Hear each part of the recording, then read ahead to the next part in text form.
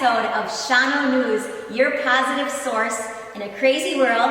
I am your host, Jamie, and today our first guest, the brave soul, Pat Trinko, and the Shawano Ambulance Service.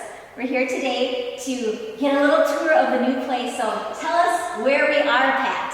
Right now we're standing in the ambulance bays. The facility we're currently in, we were in since 1999. And we've simply outgrown it size-wise and functionally. It doesn't meet the needs for what we had to do, or what we have to do. So we kind of took the plunge, put a new facility plan together, put out some requests for proposals, and about 2 years later, here we are. So right now we're standing in the ambulance parking area. There's 5 bays. After a call, we always had to back in afterwards. As you can imagine, 4 in the morning, bad weather, bad light, there's always challenges. We've been fairly fortunate to not have any mishaps or anything bad, but the new garage, as you can see, we drive in one side, park the ambulance, and the next call we drive out the other side, so it's drive in, drive out. Just a lot more convenient, a lot more proper for the type of work we do. It looks really good. Let's head inside and give us a tour of what goes on with the staff and daily operations. Sounds good. Let's go.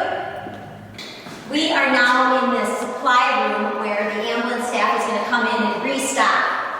Tell us what's going to be in here. So following the call, we immediately sanitize and restock the ambulance, get it ready for the next response.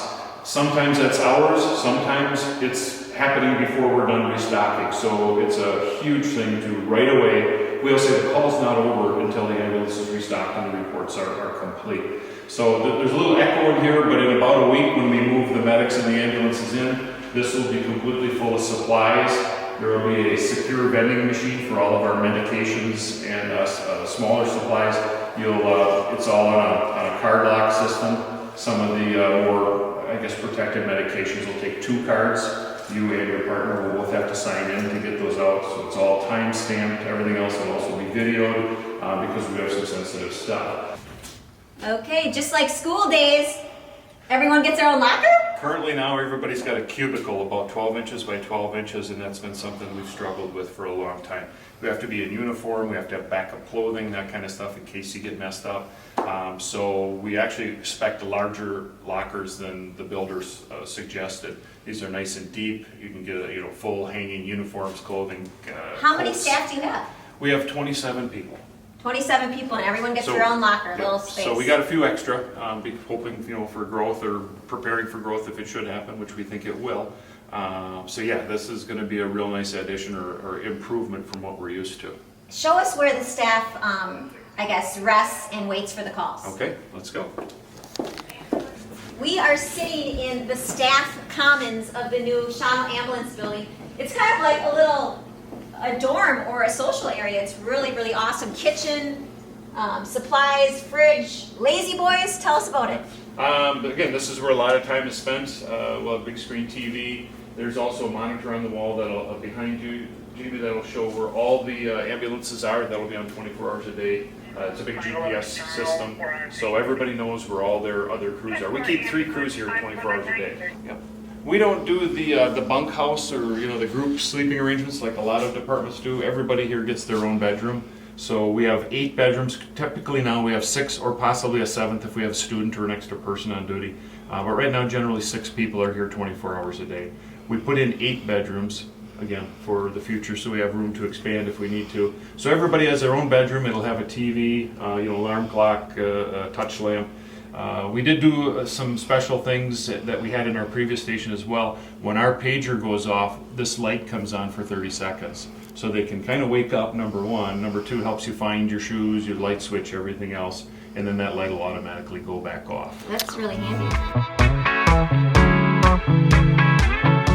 We are currently in the old garage of Shawano Ambulance where we have the vehicles. Kind of a perfect segue into talking about the history of this family business. I heard that in the 60s, before there really was an organization, your late father-in-law, Doug Knope, the local humanitarian and pillar in the community, had an idea. Tell me about Doug Knope and Shawano Ambulance and your family. Well, Doug was on the fire department. His father was fire chief before, as we know, he was fire chief for many years. At the time that this started, he was on the fire department. He was also the coroner, Shawano County coroner. So he saw firsthand that there was such a need for an ambulance service, which we didn't have. Prior, when someone needed something, either they just made do or didn't do. And in a lot of cases, what they did is they called a funeral home to get a funeral coach, again, for a live person who needed to be laid supine or couldn't ride in a car. So that would be pretty disconcerting if you made a 911 call or emergency call and a hearse came. Yeah, and you're not quite to that point yet, hopefully. So, so he saw that need and took it upon himself to basically purchase an old hearse and found people, got together with, kind of partnered with the hospital to get some medical professionals, and they provided the service before there were even licenses or training for what we do. And then a couple years later, the state actually came out with EMT training, emergency medical technician training, and we recall Doug's EMT number in the state of Wisconsin was 47. So he was a 46 person to 47th person. Yeah. Mine is 52,919, so I'm 52919. He was 47. So that is an awesome story, a legacy, and your family is continuing this and helping and serving the local community. Can you give us a little tour of one of the trucks? Sure, we sure can. Okay. This is a standard setup for ours or pretty much anybody's ambulance. Different services do some specific things that might be unique to their service.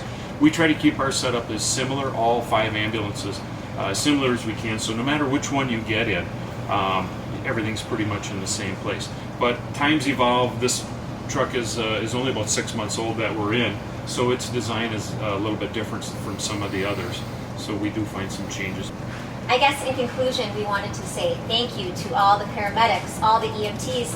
What you do saves lives. You are the first ones on some of the most dramatic and scary situations, and it takes someone brave, focused, and smart to do this job. So thank you for doing this for our community and being our first guest on Shawano News.